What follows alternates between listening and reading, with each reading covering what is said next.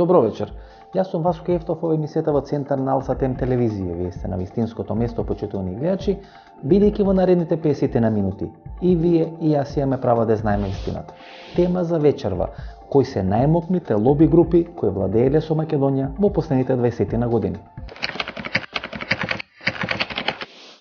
После независноста на Македонија, штипското лоби има два премиери, Никола Груевски и Никола Клюсев, првиот председател на Република Македонија господинот Киро Глигоров, поглаварот на Македонската православна црква дедо Михаил, кој исто така имаше огромни шанси да биде прв независен македонски председател, односно да биде македонска верзија на тоа што се случи во Кипар со Макариос, и еден премиер, тој Лјупчо Ѓорѓиевски, кој е роден во Штипската болница и во крштеницата му пишува дека е роден во Штип. Тоа покажува дека во последните 20 нешто години штипското лоби можеби е најубедливо и најмокното лоби во македонската историја. Ако е владата толку мокна, а владата е водена од господинот Груевски од Мјалков, тоа значи дека е мокно штипското лоби. Штипското лоби не само што е влијателно, него ја би рекол сега во моментот е доминантно. Ние да кажеме не само што ги гледаме првите најисторијните играчи во владата или министри. Ако направите да кажеме едно така мини истражување, некоја анализа, ако ги видите тие втори и трети ешелони, директори на разни агенции, фондови, заводи, управи, ќе видите дека 80% таму луѓето секој има некој потекло од Штип, има некоја врска од Штип. Историски гледано, штипското лоби била секогаш многу мокно, почнувајќи од Тодор Александров, Ванчо Михајлов, кои се родени во Ново село, кој е сега село кој е сраснато со градот Штип, Александар Грличков бил премиер на македонската влада, бил председател на Сојузот на комунистите на Југославија, Љупчо Арсов бил премиер на македонската влада, најголемите генерали на паранешна ЈНА службувале во Штип, Киро Глигоров и така натаму. Тоа покажува дека има една историска вертикала која штипјани секогаш ги носи на врвните функции во Република Македонија. И да не заборавиме, првиот човек кој на бел конј влезе во Слободино Скопје, тоа е штипјанецот Михајло Апостолски, кој беше генерал на македонската армија, а подоцна и прв председател на Македонската академија на науките и уметностите. Тој исто така со потекло од Штип. И кога Киро Глигоров доаѓа да биде начело на македонската држава, клучната средба со пратениците на ВМРО ДПМН се прави во вилата на Михајло Апостолски, бидејќи Киро Глигоров и Михајло Апостолски беа блиски роднини. Добро, штипјани сметаат дека се најмокни во Македонија последните 22-3 години. Например, Киро Глигоров од Штип, прв председател, Никола Клюсев од Штип, прв премиер, Никола Груевски, премиер, едната лоза или едниот крак води кон Штип, едниот кон Егејска Македонија. Дедо Михаил, кој беше поглавар на Македонската православна црква, а беше кандидат, да биде прв председател или да биде македонска верзија на Макариос на Кипар, исто така со потекло од Штип. Лјупчо Ѓорѓиевски не од Штип, но роден е во Крштеница, му пишува дека е во Штип. Сега најголем дел, најголемата мок во власта, капитална, политичка е кај луѓе од Штип. Со право ли се смета дека се на некој начин клучни во овие 20 кусур години во Република Македонија штипјани? Вака сега, точно е тоа дека е Штип со многу сензибилност политичка, како средина. Може и географската положба, со оглед на некогашните регионални односи и состојби, може и заради други околности. Историски, например. Да. Ванчо Михајлов, Тодор Александров. Тодор Павлов, философ од голем бугарски. Се од Ново село, кој сега сраснато со Штип. Така да, и има сигурно еден интелект со нерв на владење, го има во што се е видлив кај Штип и од штипјани. Меѓутоа, јас колку што гледам, јас Глигоров добро го познавав. Глигоров не беше човек што ќе наседне на такви роднокрајски завери, да кажам, и некои посебни привилегии. Не гледаше дека треба посебно да му посветува внимание на Штип, иако Штип имаше почит, штипјани има почит кон него, не беше пристрасен човек. Заборавме Срđan Керим. Да, и Срđan Керим. Исто потекло од Штип. Татко му е од Штип. Така да, точно е тоа, меѓутоа сега за ова власта, Љупчо не покажа некоја посебна склоност, Клюсев нешто покажа, При мен интересно, Груевски не застана зад Керим, иако е со потекло Штип, застана зад Георги Иванов и во првиот и во вториот случај. Добро, сега, Ѓорѓе Иванов и Керим се различна генерацијска група, да кажам така. Керим е сепак од оние постари што потегнуваат од југословенската школа. Он беше висок функционер и во Македонија и во Југославија. Георги беше почетник во југословенската школа, приправник тогаш, тој беше во младинската организација. Млади референт. Така, приучен. Млад човек беше и работеше во Белград, во ЦЕКА, така мислам. Таму го имам негаш видено и слушал за тоа. Велат најтежок пораз има доживеано на избори од Бранко Азевски, сега што е председател на Стопанската комора. Го има масакрирано на избори во младински организации, младински структури. Ја не бев тука, јас тие работи не ги знам, ниту па некогаш сум се заинтересирал посебно, ама знам оти Бранко Азевски беше помлад од него, а пред него е избран за председател на младината. Луѓето кои ги познаваат работите велат дека штипското лоби одиграло клучна или една од клучните улоги во носењето на Киро Глигоров на чело на македонската држава, а подоцна Киро Глигоров им возвратил или им се реванширал со тоа што 2003 година лобираше Никола Груевски дој на чело на ВМРО ДПМН.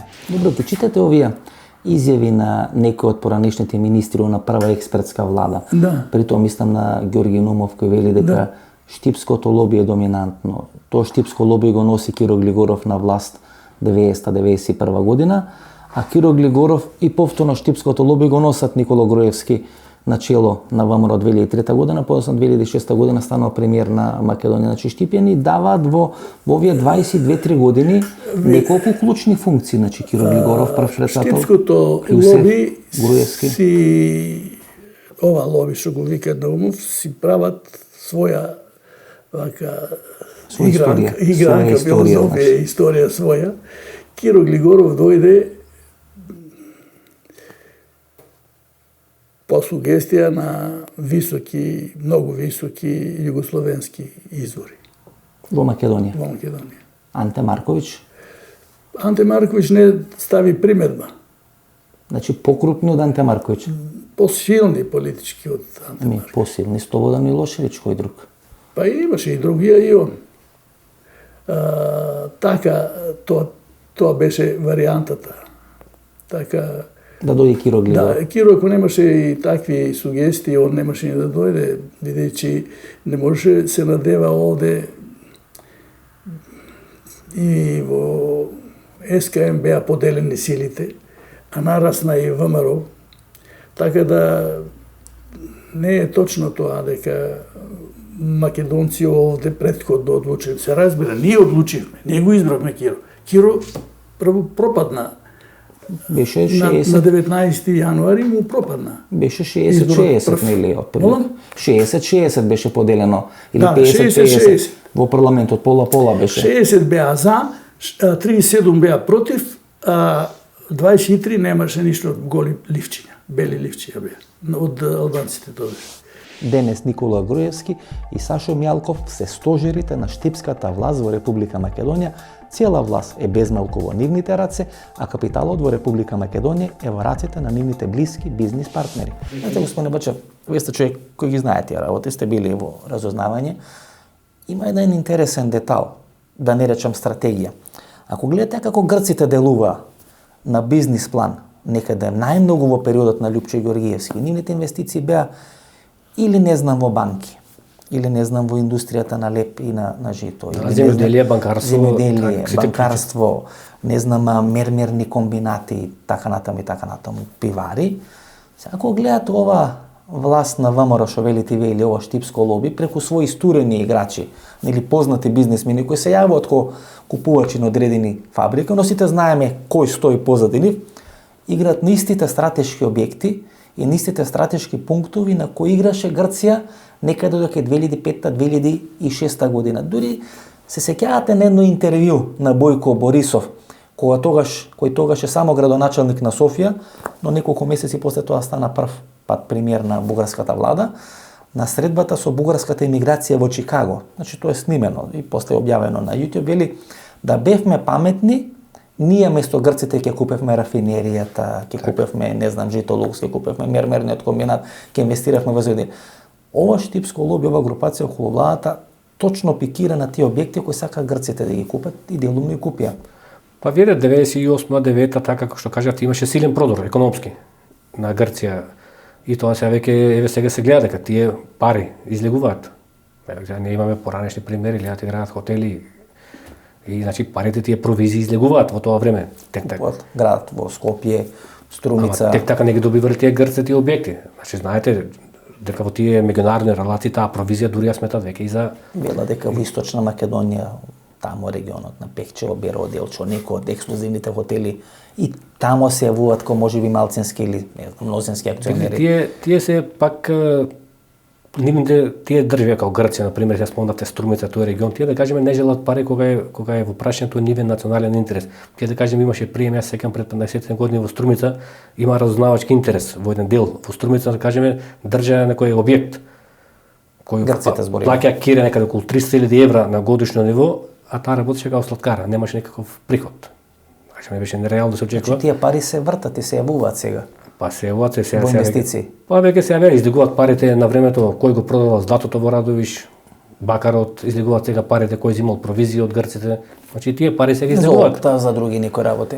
Па излегуваат сега на виделина веќе. Еве гледаме. Па и толку можеше се крие, помина 10-15 години, за 10-15 години и тајните на ЦИЕ застаруваат. Па така е. А зашто да не застара тој бизнис делки? Еве сега ако ја направат и ова зоната што ја кажува дека секој ќе може парите да се ги вложи без да го кажува нивното потекло, што ја неговаат со уставните измени.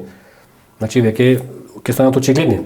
Лјупчо Ѓоргиевски и нудеше во парламентот нели да се примени моделот руски на Путин, так. Да има амнестија на потеклото на капиталот.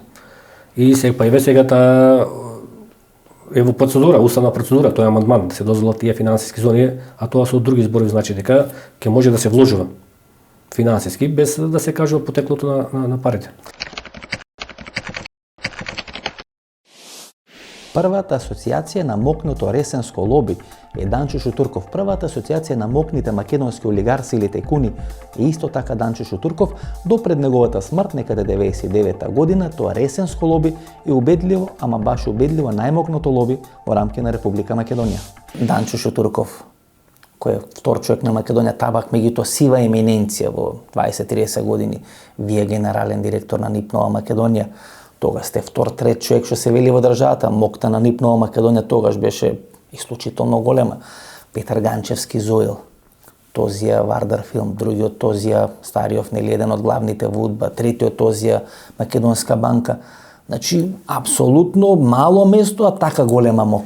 Не, имаше и други во тоа време, да речеме, еве го Бузлевски беше прво директор на Царина, после тоа беше министар за транспорт, па после тоа председател на владата. Гештаковски беше директор на Телеком Македонија, беше долгогодишен пратеник, после тоа беше подпредседател на Социјалдемократскиот сојуз и слично. Факт е дека главен во кадровска комисија во партијата е Гештаковски. Главен во кадровска комисија во владата беше Бузлевски. Пиле не можеше да прелета ако ресенчани не дадоа печат на тоа. Не би се согласил дека било тоа така до тој степен, затоа што сепак имаше и луѓе кои што имаа повисоки функции, кои што по самото звање и по функцијата беа над нив и тие го ја донесуваа конечната одлука.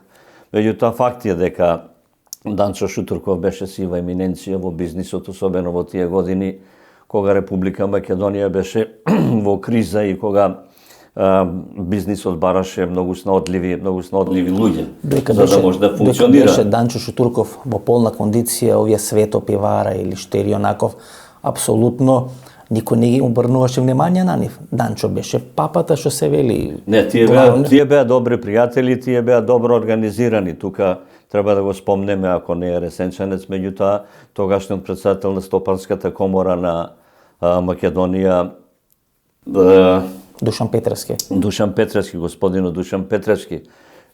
Познато е, нели, тие колку што тога се зборуваше за ресенското лоби, толку се зборуваше и за тие познатата стопанска Топ 10-ка.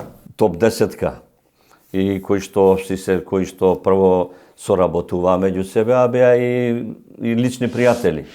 Во својата кариера Данчо Шутурков, како еден од најголемите, а според мене најголемиот македонски олигарх, бидејќи всушност својот капитал и своите позиции во бизнисот ги правеше во тој сегмент на таа трговија со цигари кој носи голема мок и големи пари, има дадено само едно политичко интервју. Тоа интервју го има дадено кај мене, тогаш во неделникот Пулс 98 година, и ова фотографија која гледате позади мене е направена во моментот кога е снимено тоа интервју со Данчо Шутурков.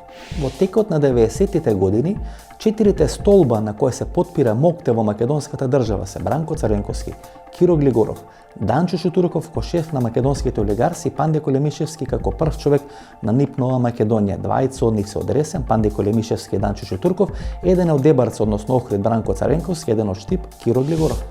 Почетокот на независноста, Глигоров Штип, Клюсев Штип, најмокните играчи од Ресен, Данчо Шутурков и вие во НИП Нова Македонија, надвор, значи, од власта. Има мешавина една. Вака сакам да ви кажам, кога го спомнувате често Данчо Шутурков. Данчо Шутурков не се мешаше во политика. Тоа можам да ви го тврдам категорички.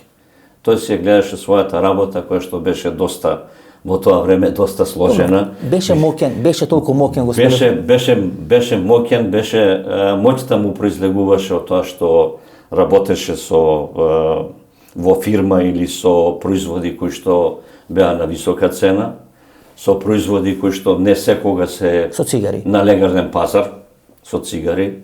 Во време кога беа затворени двете граници, кога сакаш, не сакаш, сето тоа мора да се одвива на начин кој што не е баш најлегален, меѓутоа е дозволен. Али беше го дозволува тоа. Дриблер, беше велемајстор во својата работа, плюс тоа човекот беше многу симпатичен кога зборуваше, беше шармантен и имаше харизма. Мило Ѓукановиќ. И тој беше, околу него се вртеа сите. Јас лично со него не сум имал баш најблиски односи, не велам дека сум имал лоши, баш не беа добри, меѓутоа не би биле така блиски како што беше со одредени други луѓе. Велите не се мешаше во политика, единствено интервју кое политичко го има дадено беше за Пулс, со мене, ми се чини дека Велиновска беше, вие тоаш бевте генерален на НИП Нова Македонија и даде лоша политичка проценка дека СДСМ ќе победи. Да, тогаш беше.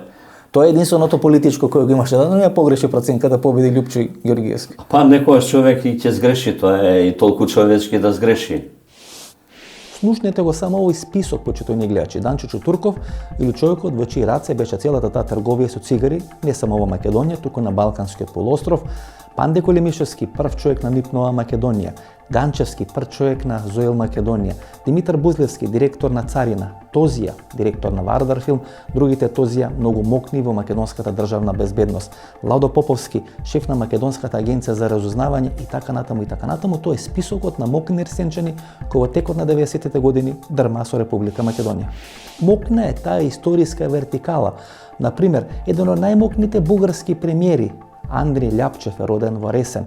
Човекот кој беше председател на ВМРО, односно на старото историско ВМРО, Христо Татарчев, и исто така со потекло од Ресен, во неговата куќа пишува на уставот на таа организација, а во Ресен еден од конгресите кај што всушност се етаблира и таа организација го добива името ВМРО или старото историско ВМРО. Симеон Радев е главниот бугарски преговарач на тој конгрес во Букуреш кај што се дели Република Македонија, исто така со потекло од Ресен. 1908 година младотурската револуција ја креват одредени официри од гарнизонот во Ресен кои се блиски на масоните. Сите се ти од Ресен. Сите се ти од Ресен. Тие се ресенчани, плюс таму има неколку луѓе кои што младотурска револуција. Тоа секако треба се спомене Нијази Бек, кој што е еден од иницијаторите на младотурската револуција, и во некои историски документи може да сретнете дека всушност од Ресен почнала. Така пишува, нели? Да, од Ресен почнала младотурската револуција, исто како што има некаде може да сретнете податоци дека во Ресен е формирана масонската турска ложа. Така велат, дека масоните стојат зад младотурската револуција и дека тоа потекнува од Ресен. Тоа може да се најде во некои документи. Сите турски председатели, премиери кои доаѓаат официјална посета на Македонија, минуваат низ Ресен, да, минуваат низ Ресен. Немаат време, поминуваат низ Ресен. Од Ресен беше еден од главните преведувачи на неколку турски премиери и председатели. Но не сте имале премиер. Штипското лоби. Но не сме имале премиер, не сме имале председател и подпредседател на Сојузот на комунистите. Штип тоа го има. А Штип има Кавадарци, има, не го заборавете Кавадарци. Така да ресен може да го сместиме ние.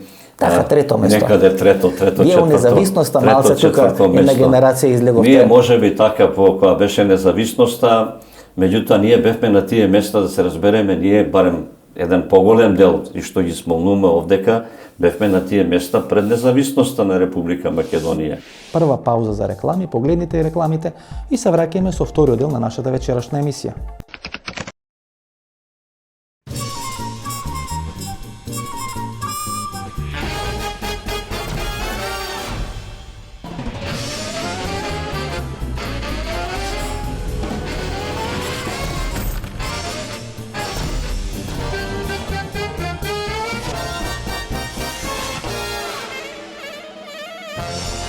Блокмакс – ефикасен при различни типови болка. Од алкалоид.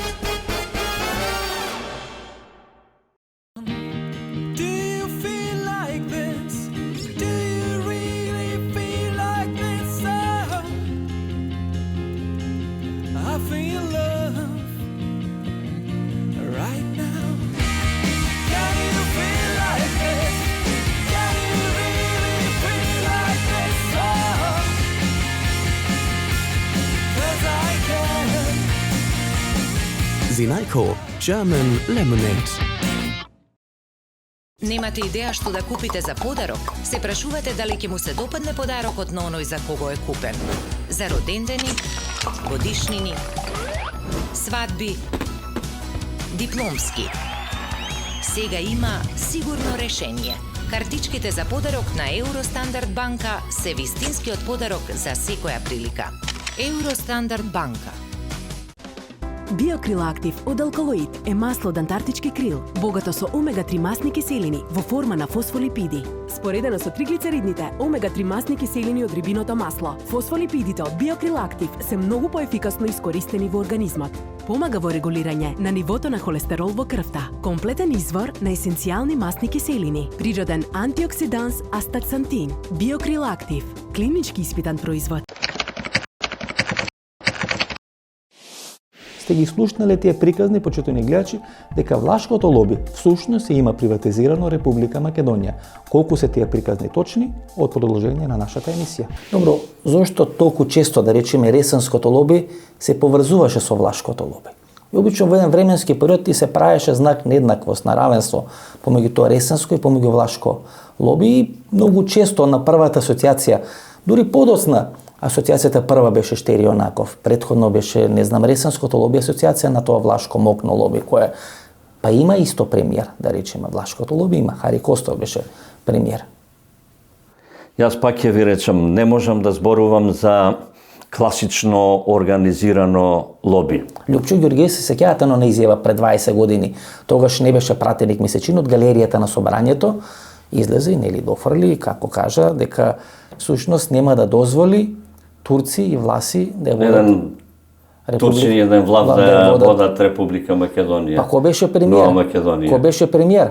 Нели? Од тогаш тргна оној напад на влашко лоби и така натаму беше премиер, требаше митинг непосредно пред Комерцијална банка со слични обвинувања дека властите ја приватизирале Македонија и така натаму.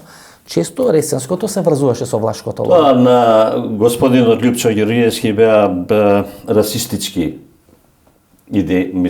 изјави. И тогаш тој повеќе тоа го зборуваше како политичка пропаганда, отколку како некакво убедување. Меѓутоа, факт е дека во негово време се создаде еден анимозитет кон влашката заедница во Република Македонија и кон властите.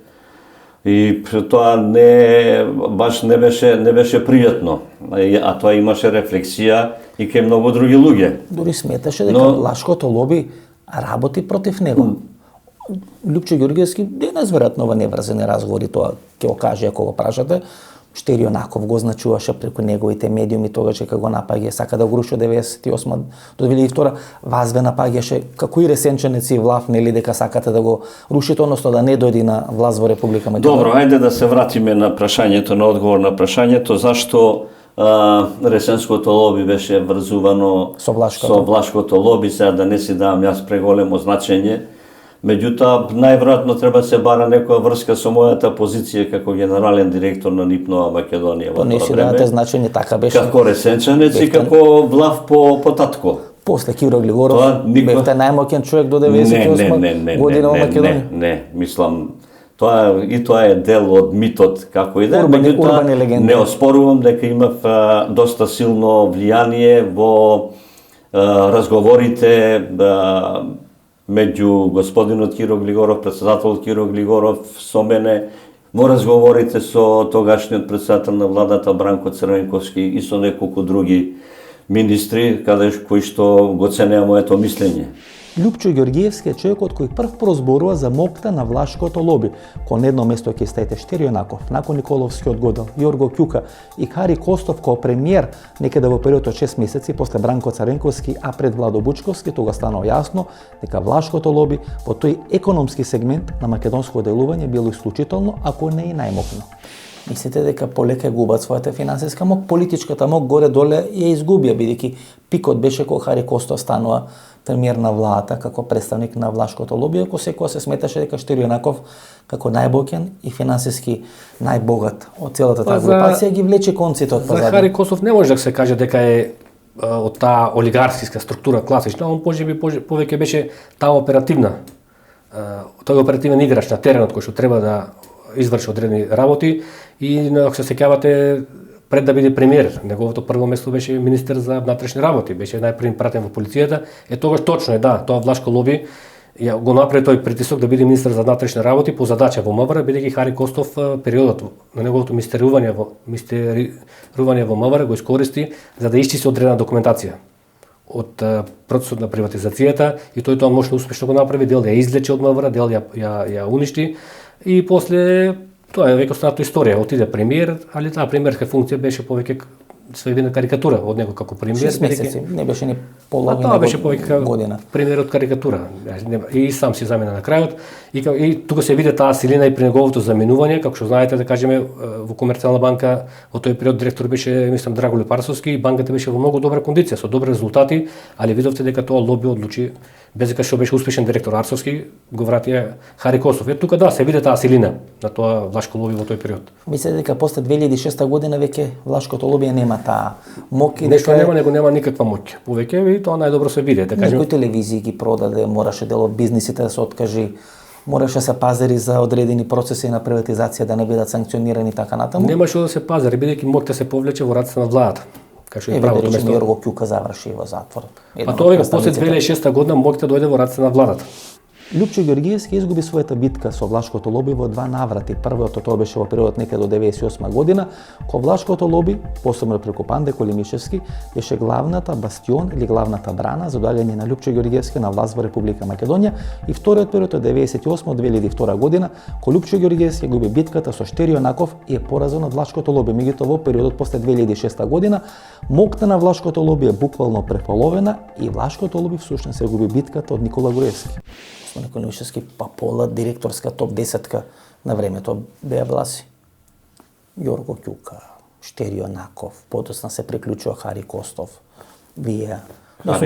Не сум сигурен Данчо Шутурков дали беше. Не. Меѓутоа пола од нив беа со Влашко, након Николовски, ако не се лажам, на Годел на Годел, значи на Кожара. Значи збориме за она топ 10-ка македонска која нели некош имаше 12, некош 13, 14, меѓутоа грото беа власи. Пак ќе ви повторам, мислам дека тоа се преувеличуваш и ресенското лоби и влашкото лоби беа поголема измислица на тогашното ВМРО ДПМН со цел да се урива тогашната владеачка структура во Република Македонија. Тоа повеќе беше пропагандна измислица отколку што беше некоја вистинска стварност во смисла на влијание. Беше реалност во однос на позиции кои што ги има луѓето, меѓутоа позиции стекнати далеку пред да барем мнозинството далеку пред осамостојувањето на Република Македонија.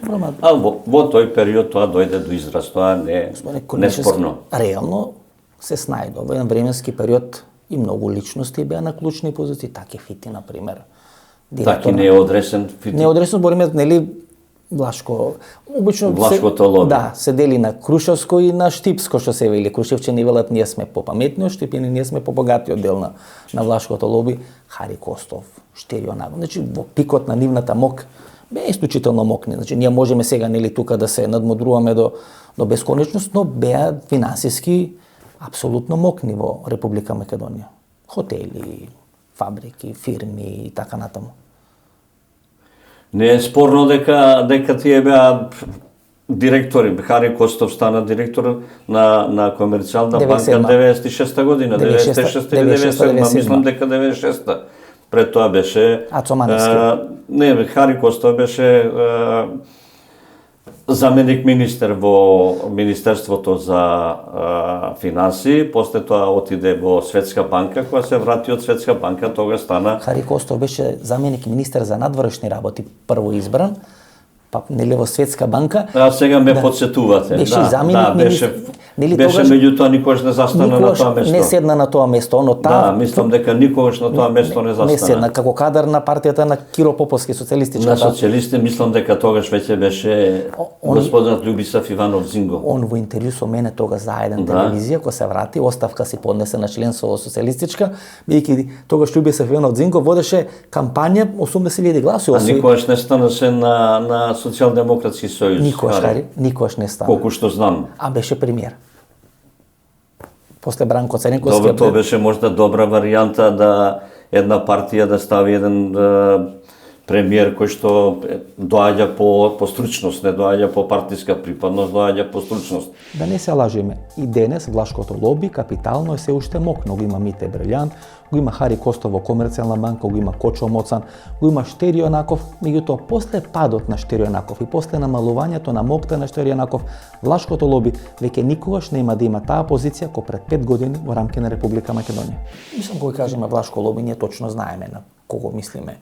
На директорите на Ферешпет, не знам, на Охис, на Годел Кожарата и така. Значи, кој е во еден временски период, кој се поклопува со таа транзиција во Македонија, беа на тие функции и успеа да направат. Таа транзиција што ја спроведува овие олигарци многу интересна работа. Сега тие веќе голем дел, еден дел веќе од нив и починаа. И сега како тие починуваат, па синовите ја вртат страната, синовите сега сите се со Груевски. Сега се со Груевски. Сега се со Груевски. Синовите, ако приметите сега синовите новие починатите, скоро се вртат страната. Така да сега се Вамаровци. Вамаровци, со така. книшка од 91-а. Па се имаат бланко книшки, кога треба. Ако треба и ќе се направи од 91-а, тоа не е спорно, да кажеме. И од тој аспект гледам, значи тие луѓе си ги гледаат тие бизнес интереси.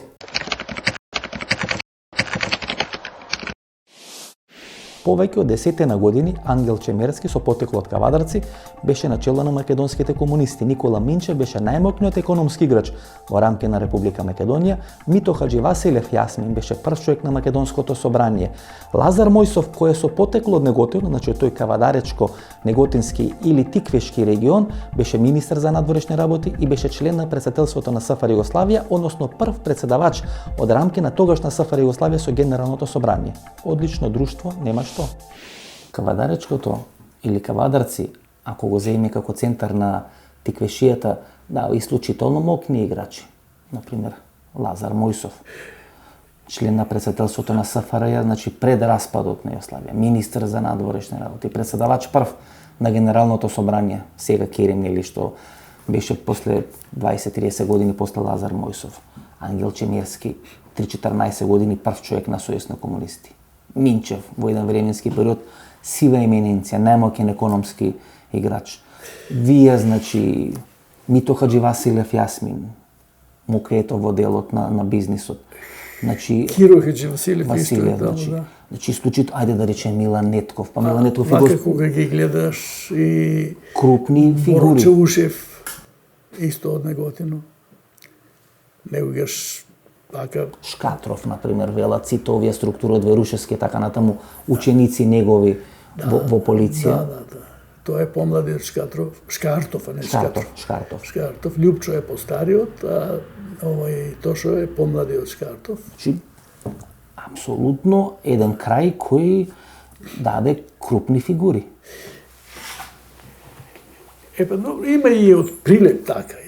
Едно време, веднаш после ослободувањето. Прилеп е после војната. Да, после војната. Она партизанска варијанта што беше. Таа линија имаше доста од нив, после исплива Крсте Црвенковски, како он беше и тогаш, и во почетокот високо рангиран, меѓутоа после он изби како човек склон на можности за промени, за усовршување, за развој и така натаму, на реформи. Секогаш Прилеп и Кавадарци беа на некој начин, па и географски се блиски, но и луѓето од Кавадарци со луѓето од Прилеп има блиски политички, посебно во тие комунистички структури.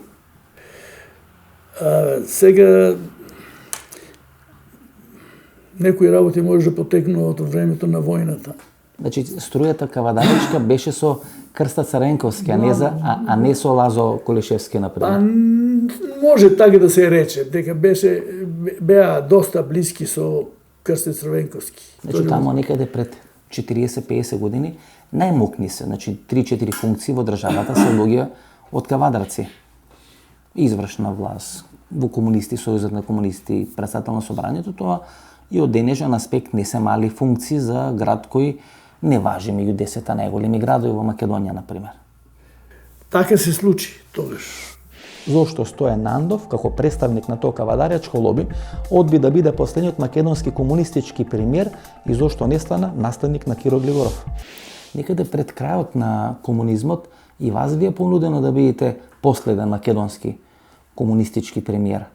Тогаш Лигорија Гоговски, нели? Вие сте во Ирак, меѓутоа вие понудено од страна на страна на Петар Гошев, вие да се вратите нели од амбасадор во Ирак и да бидете последен.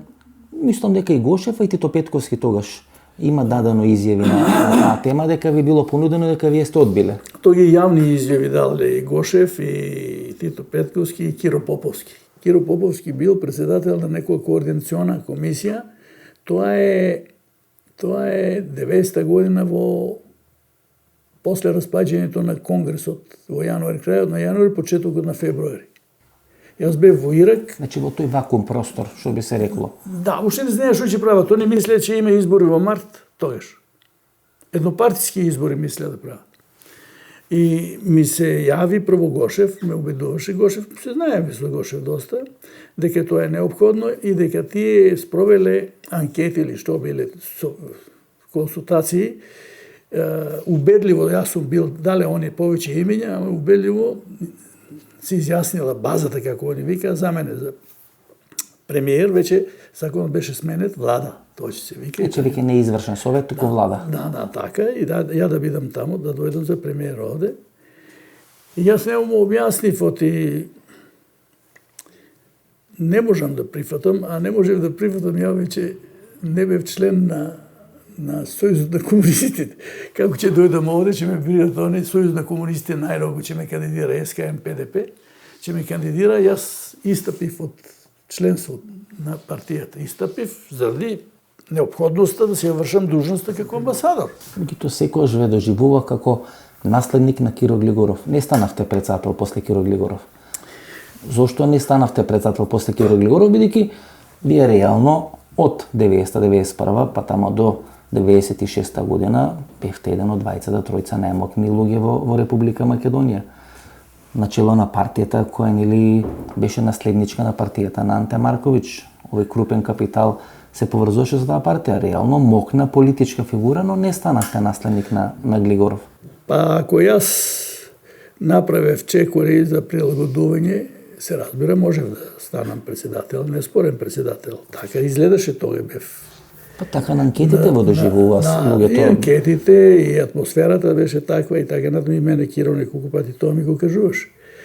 Дури еднаш летото, во август 95 година, ме вака начека, малку нерасположен бев за некои работи, ми вика, слушај, вика, имав овде еден состанок со функционери од СДС.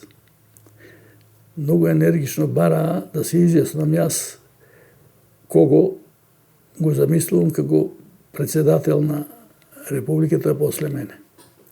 И јас вика и им реков оти тоа само ти можеш да бидеш. И јас му викам, убаво си ми ги навртил сите овие сега. Својата огромна политичка и бизнис мок, Стојан Нандов ја црпеше од таа своја политичка близина со Анте Марковиќ. Меѓутоа што е многу поважно, почитувани гледачи, мокта на Стојан Нандов во најголем дел се темелеше на таа блиска негова релација со големата македонска топ 10. Како втор човек по сила во Република Македонија, ако Киро Глигоров има таа политичка мок, вас ве смета како човек кој на некој начин и има целата таа контрола врз бизнисот, блиски релации со големата десетка. Голем дел од тие играчи и беа членови во вашата партија. Некои од нив и беа и на листи пратенички, не знам, Симе, Витаминка, не знам, делови од овие скопски олигарси и така натаму, значи беа членови на вашата партија, плюс Анте Марковиќ и така натаму. И во еден временски период се смета дека Стојан Нандов всушност е главниот во македонскиот бизнис. Кога си дојдов 91 година овде, немаше можност јас да размислувам за економски проблеми. Сепак бевте представник или прв човек на партијата на Анте Марковиќ. Знам, која е главната ама сила ние беше имавме во бизнисот, во економијата. 91 видите, тој имидж за мене го имаа стопанствениците. Ви беа И блиски? сите беа, кај мене, нашата партија, да не ги броам сега сите. Сите беа тука. Ацо Симевски, најмногу, Ацо Симевски, жител Лукс, Савка Димитровиќ. Малку имаше, многу малку имаше кои не беа со мене. Мене ме знае од ова првото време кога работев како подпредседател на владата за економија. И се знаев со сите. И немаше кај што не сме се разбрале, не сум им помогнал или не сум ги разбрал. Гаврило Гаврилски ви беше. Немаше точките Гаврило Гаврилски. Од Мак Петрол, значи најмокне. Да не именуваме сега сите. Мислам, за помладите гледачи да може да сватат, Гаврило Гаврилски, значи беше најмокниот пред смртта, после го наследува него Данчо Шутурков, да речеме Гаврило. Беше сила емененција. Да, он почина на 1 јануари 93-та. Гавро. И Данчо е исто нешто како колеги од студентските денови сме се знаевни многу убаво сите. Сите у економијата што нешто значеа, добро, господин Нандов, има посебна наклонност кон мене. Предлагате ли некој од тие големи директори да биде премиер на влада? Сепак во тој временски период има една анекдота, дали е та урбана легенда, дали е точно, јас не знам, дека сте го предлагале 94-та година Свето Јаневски или Свето Пивара да биде премиер на владата и дека конфликтот со Бранко Црвенковски, кој претходно може би тлеел, ескалира во тој период кога вие го предлагате Свето Јаневски или Свето Пивара за премиер на влада. Подоцна Свето нели станува еден од газдите на Тикваш, па се враќа према, иако не од Кавадарци, се враќа кон некои кавадаречки корени што се вика. Официјално не можев да го предложам, бидејќи немаше официјална средба. Бранко не организира официјална средба за да разговараме кој ќе биде премиер или како ќе биде. Тој како победник на изборите себе се рече и по уставот треба нему да му понудат. Меѓутоа кога слушнав дека тој го бара Свето за министер за економија, јас им одговорив на сите дека Свето, ако сакате да го вадите од стопанството, само за премиер може да биде. Не може да биде министер. Сега, дали од тоа се навредил Бранко или не се навредил, дали дошло до него или не дошло, воопшто и не знам. Меѓутоа, тоа беше мојот став. Да не го чепка Свето од директор на Пивара, за да стане министер на економија. Ако не излегува од таму, има смисла само ако биде премиер. Тоа беше моето мисли. Не знам зошто, меѓутоа секогаш охридското лоби се врзувало со Лазо Колишевски. Ако Лазо Колишевски или Лазар Колишевски е со потекло од Свети Николе, сепак мокта на тоа охридско лоби била врзувана со Лазар Колишевски. Зошто? Мокта, почитувани гледачи, има две форми преку кои се манифестира.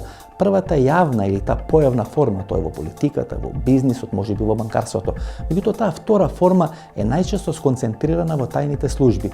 Лазо Колишевски, кој човек кој 50 години владееше во Република Македонија, мокта своја црпеше од охридското лоби и тоа охридско лоби најчесто го сместуваше не само во комунистичките структури, туку многу повеќе во структурите на тајните служби. Ако Крста Црвенковски има блиски релации со тоа кавадаречко лоби, дека Лазо Колишевски Дали втората страна на власта, на Мокта, најмокниот човек во таа комунистичка Македонија, многу посебно во таа завршна фаза на неговиот живот се потпира на охридското лоби. Значи на охридските бизнисмени, посебно во делот на државна безбедност и така натаму, дека Охрид е на некој начин местото кај што е најголемото упориште на Лазо Колишевски, кој е по потекло од Свети Николе, но на Охрид му дава најголема, да речеме, тежина.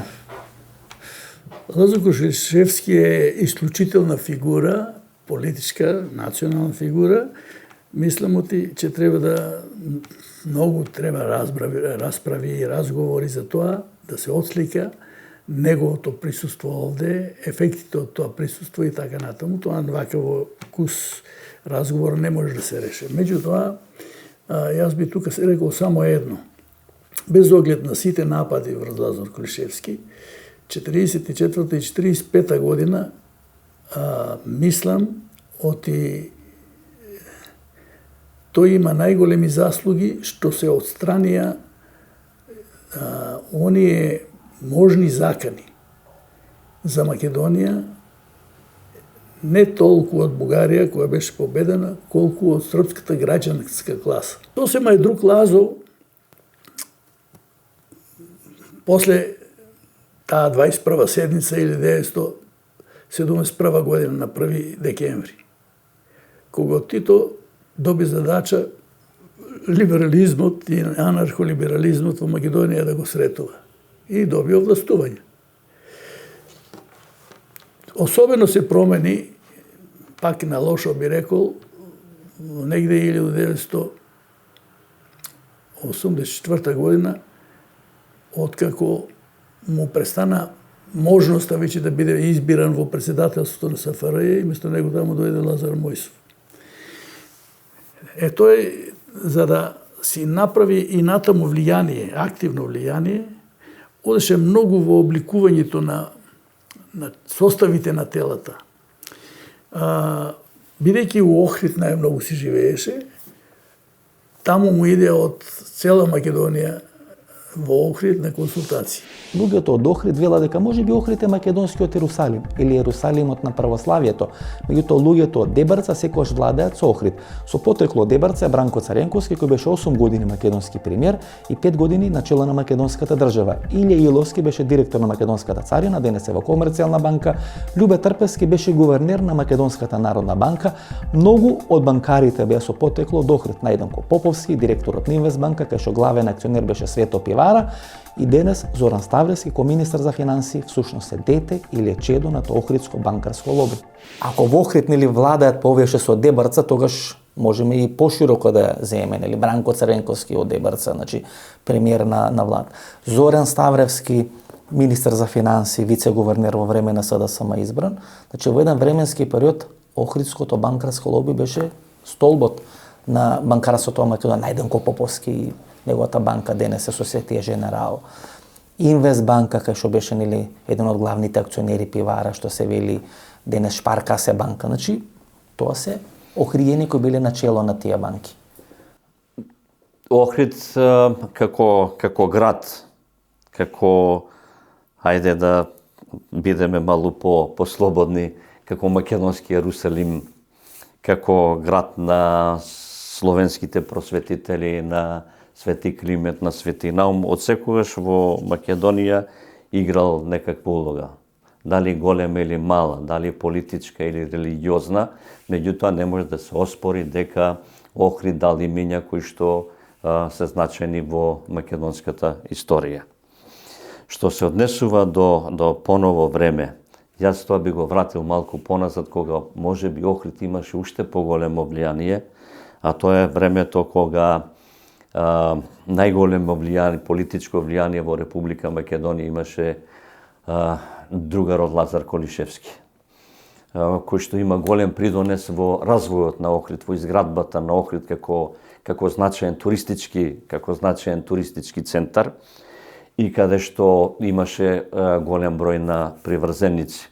И оттамо Колишевски и црпеше кадри за одредени позиции, особено економски позиции, можеби не толку силни политички позиции, меѓутоа економски позиции во Охрид. Во од Охрид во Скопје.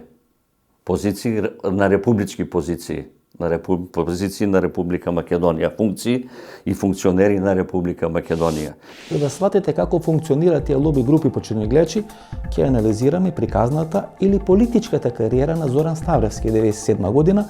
После случувањата со тат, Зоран Ставревски станува вице-гувернер на Народната банка 98-99 година, кога ВМРО ДПМН доаѓа на власт. Тогашниот гувернер Љубе Трпевски, кој исто така со потекло од Охрид, е дел на Охридско банкарско лоби, за да ги подобри своите односи со владата, и тогашниот министар за финансии Боро Стојменов го испраќа Зоран Ставревски да биде подсекретар во Министерството за финансии.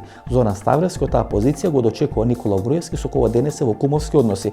Всушност Зоран Ставревски, кој денес е еден од главните перјаници, носители на власта на ВМРО ДПМН, почетоците на својата кариера ги прави кога на власт е СДСМ, и тоа покажува дека тие лоби групи всушност можеби повеќе функционираат регионално отколку политички. Од сега вие ако гледате, да кажеме, ВМРО сегашно ако го гледате, таму повеќе ќе видите како да е некако крило на СДСМ. Добро, господине Баџев. Например, малку е чудно, знаете.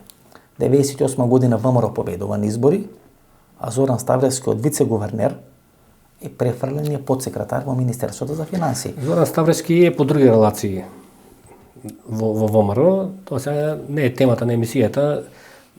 Лично човекот нема ништо со ВМРО. Тука правиме втора пауза за реклами. Останете со нас, погледнете и рекламите и подоцна се враќаме да одјавиме емисијата.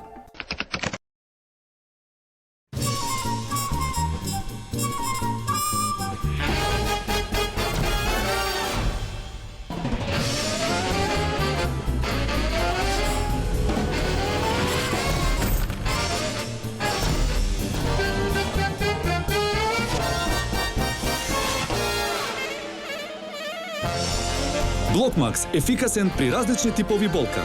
Од алкалоид.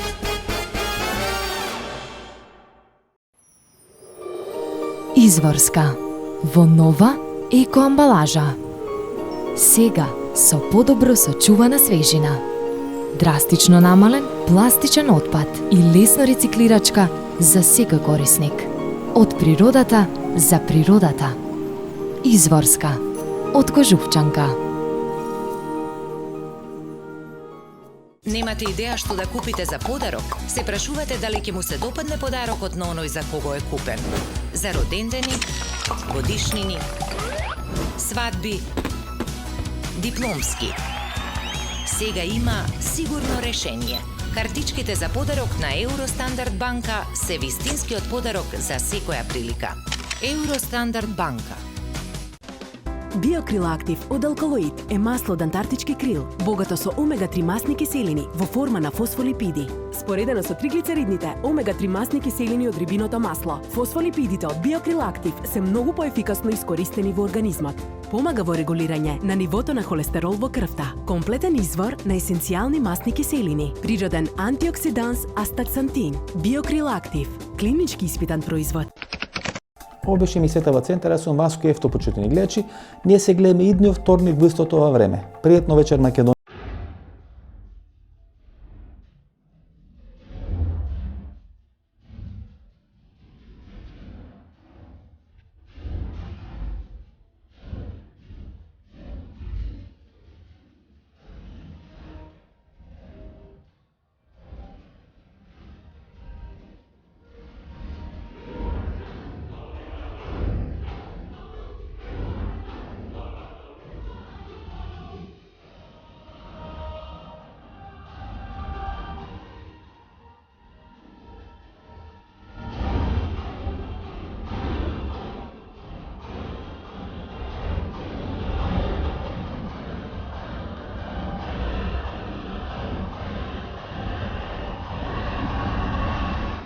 Добро вечер. Јас сум Васко Ефтов.